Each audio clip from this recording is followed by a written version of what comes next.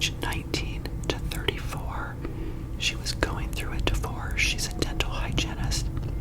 She was married to a very prominent dentist. He made a lot of money. She was very young when she married him.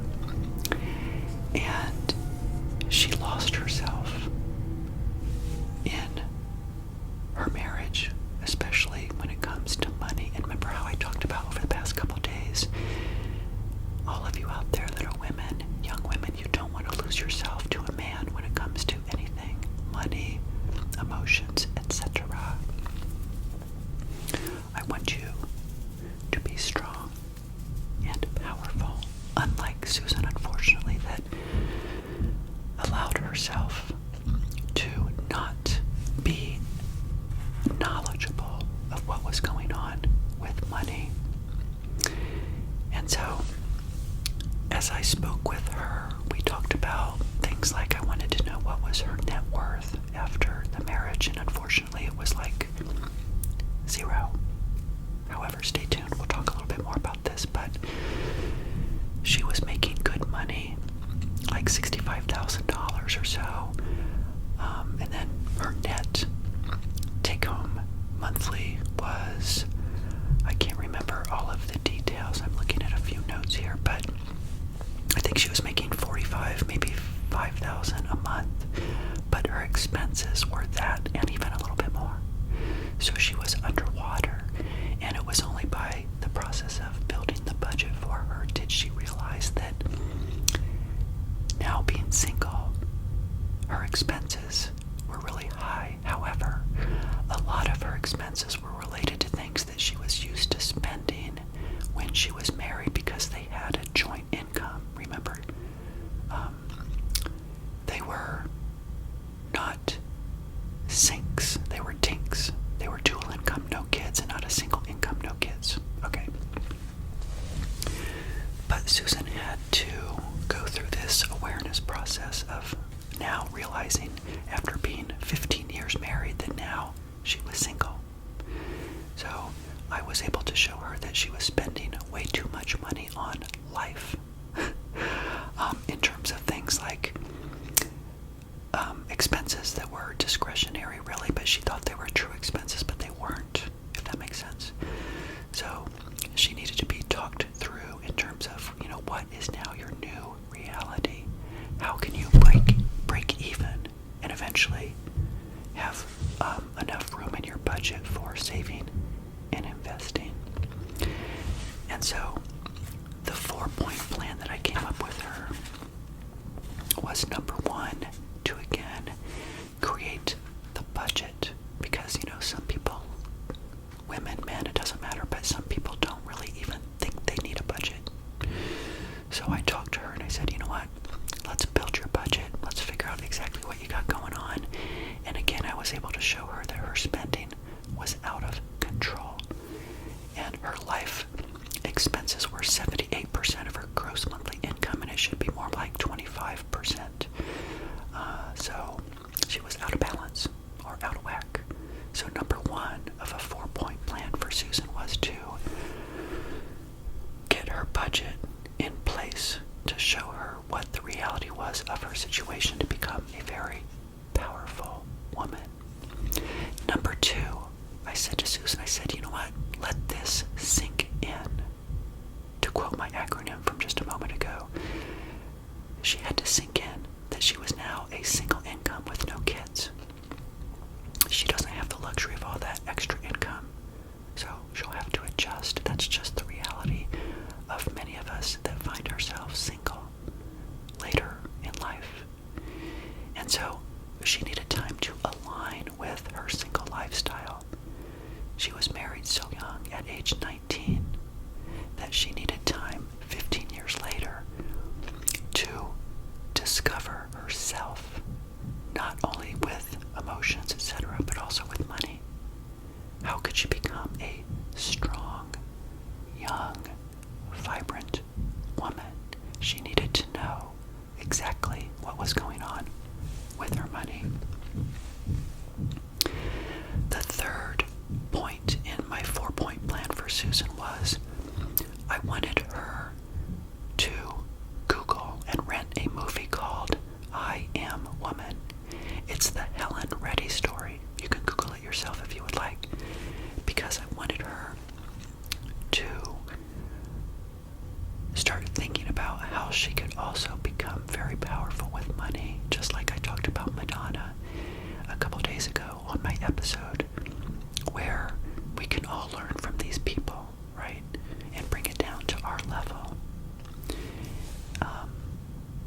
And you can learn to have financial awareness. It takes a little bit of time, but you can learn to be aware of where you are, because how can you get to where you want to be if you don't know where you are now, right? And the Helen Reddy story. You know, Helen Reddy, if you don't know her, she was a singer back in the 1970s. She sang a song. I don't know if she wrote it or not. I think she did. But the song is called I Am Woman. It's a 1970s anthem of the women's liberation movement. So women were becoming more powerful, and even now, you guys know, in recent years with the, what is it called, the Me Movement, I think, and all of those people we hear about in the news, right? Those terrible things that have happened with women. Women are becoming more aware of their situation, and they're speaking up. They have a voice, which is awesome. And so in my 4-point plan with Susan, I wanted her to know and to be reflective of some of these women that she should also resonate and hopefully find the strength within her to become. You know, it is, again, for men and women, a great thing to try to your best to empower yourself to become the best you can be. And so that was my 3rd point in my 4-point plan for Susan, which was to watch that movie and then to be reflective and see, you know, what can you learn from other people. And number 4 for Susan, I had just alluded to a little bit ago that, you know, Susan also had a windfall of some money, and it was $123,000 that she walked away from her marriage and the divorce after the court proceedings and after the divorce was finalized. They sold their home, actually, and because there was a lot more profit in the home, that's what she walked away with. So let's just think about that as I think about closing this episode.